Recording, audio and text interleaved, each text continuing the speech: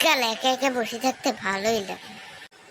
ও, কি অবস্থা তোর, কেমন আছিস? আমি একা একা বসে আছি, বুঝেছিস বাবলি?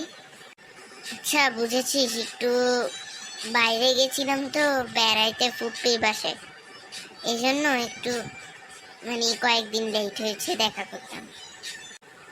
বুঝেছিস, আমি আসলে বাসায় ছিলাম তো এতক্ষণ, তাই আমি এতক্ষণ।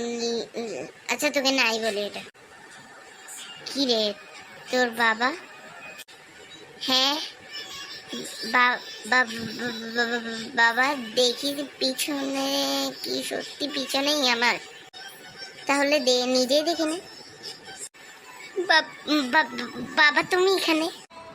হ্যাঁ আমি তো এখানে, কিন্তু তুই এখানে কেন? তোকে না আমি বাসায় হোমওয়ার্ক দিয়ে এসেছিলাম। দাঁড়া, তোর আজকে চাটনি বানাবো আমি। দাঁড়া, আজকে তোকে বাসায় নিয়ে এমন চাটনি বানাবো তোর পিঠের উপরে। দাঁড়া, তুই শেষ আজকে। না বাবা, না বাবা, মেরো না আমাকে, না বাবা মেরো না। আগে তো তুই বাসায় চল, তারপরে তোর অবস্থা কি বানাই দেখবি তুই। না বাবা প্লিজ না। হ্যালো, তুই মায়ের খাচ্ছিস তোর বাবার থেকে? বাবার মেরো না, আমি আর আসবো না, এরকম করবো না।